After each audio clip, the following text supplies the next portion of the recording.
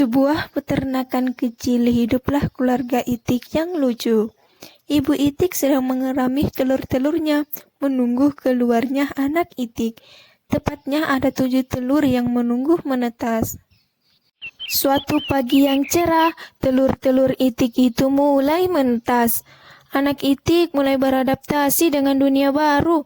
Mereka bersuara dan berjalan mengelilingi ibu Itik. Namun telur terakhir masih belum menetas dan ibu Itik mulai khawatir. Dia pikir mungkin ada yang salah. Dia memutuskan menunggu sebentar lagi dan akhirnya telur ketujuh dan terakhir pun menetas. Dengan kebingungan, anak Itik malang itu mulai melihat berkeliling. Dia tak tahu bahwa ibu Itik dan saudaranya yang lain mulai lebih kebingungan lagi karena Itik ini terlihat unik dan tidak mirip dengan saudara-saudaranya. Badannya lebih lebar dan bulunya berwarna abu-abu dan putih. Anak Itik lainnya mulai menertawakannya. Kau anak Itik buruk rupa, kau tak mirip dengan kami. Aku tak mengerti kenapa kau tak mirip dengan saudara-saudaramu. Itik buruk rupa. Setelah beberapa waktu, anak Itik itu pun tumbuh besar. Tapi anak Itik buruk rupa tetap lebih besar daripada saudaranya. Demikian juga warna bulunya. Kau tumbuh dengan cepat, kenapa kau tetap terlihat buruk rupa? Waktu berlalu dan anak Itik buruk rupa tumbuh menjadi Itik yang penyendiri dan murung. Saudara-saudaranya tak mau bermain dengannya. Kami tak mau bermain denganmu karena kau buruk rupa. Semua hewan lain di peternakan itu pun mengejeknya. Itik buruk rupa, Itik buruk rupa. Itik buruk rupa. Sebaiknya ibu Itik melakukan yang terbaik untuk melindunginya. Anakku yang malang, kenapa kau begitu beda dari yang lain? Hari berlalu, anak Itik yang malang itu merasa sangat sedih. Sepanjang malam dia menangis tanpa suara dan berpikir bahwa tak satu orang pun yang menginginkannya.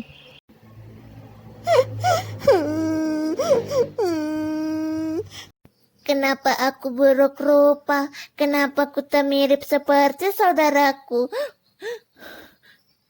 Suatu hari pemburu mendekati danau dekat tempat tinggal mereka. Pemburu mulai berburu Itik yang mereka lihat. Saat ibu Itik mencari makanan untuk anak-anaknya, dia tertangkap oleh pemburu. Anak Itik buruk rupa tak tahu apa yang terjadi. Dia menunggu ibunya kembali sampai esok paginya. Anak Itik buruk rupa tak tahu apa yang terjadi. Anak Itik yang malang itu tak tahu harus berbuat apa. Pertama-tama dia mendatangi anjing, dan anjing itu mengusirnya dengan marah. Pergilah, tak boleh ada yang melihatku bicara dengan Itik buruk rupa sepertimu.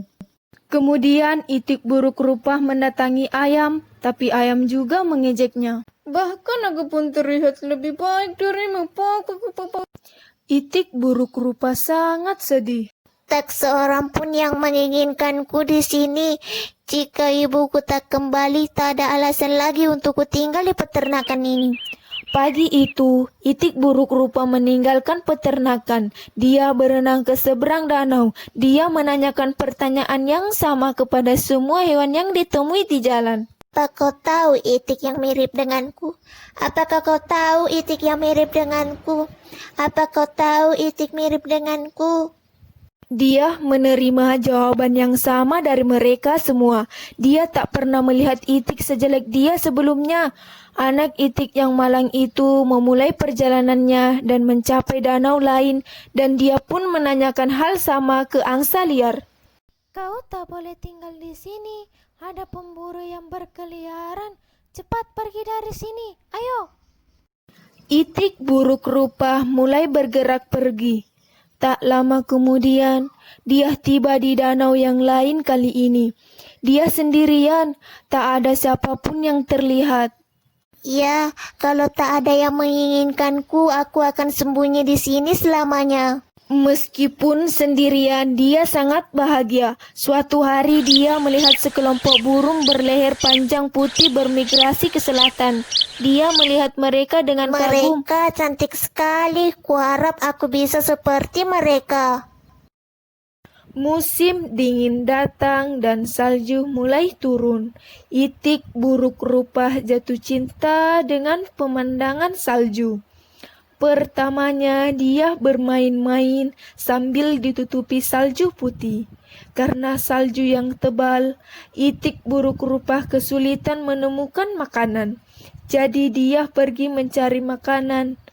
Dia kedinginan dan kelelahan. Sementara itu, dia bertemu seorang petani. Petani merasa iba dan memberikan jaketnya.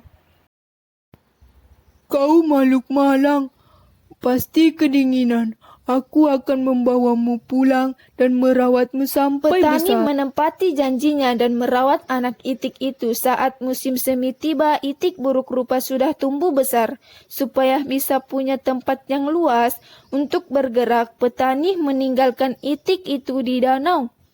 Kembali sendirian. Tak lama itu, itik buruk rupa melihat bayangannya di air, tapi dia kagum pada apa yang dia lihat.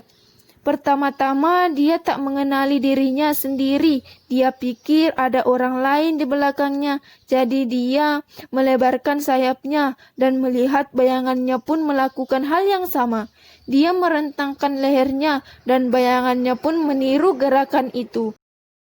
Saat itu dia tahu bahwa burung yang luar biasa ini tak lain adalah dirinya sendiri. Aku berubah sekali. Aku terlihat seperti burung yang terbang itu. Aku harus pulang dan menunjukkan diriku. Lalu dia pun pergi. Saat berenang di danau, dia bertemu sekelompok angsa. Karena kini dia adalah kawanan mereka, angsa itu mengajaknya ikut. Itik buruk rupa bepergian dengan sukacita bersama angsa. Seorang anak di tepi danau berteriak kepada temannya saat melihat sekelompok angsa. Hei, lihat, angsa muda yang ada di belakang itu, angsa tercantik yang pernah kulihat. Ya, dari awal dia memang adalah seekor angsa. Dia hanya telur malang yang tercampur bersama telur itik. Tapi kini dia bersama keluarganya dan hidup bahagia pun menantinya.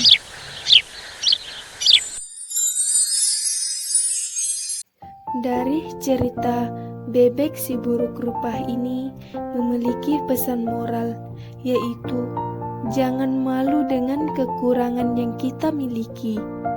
Asalkan kita selalu bersyukur, kita akan selalu mendapatkan kebahagiaan. Sekian dan terima kasih. Jangan lupa subscribe, like, comment, and share. Wassalamualaikum warahmatullahi wabarakatuh.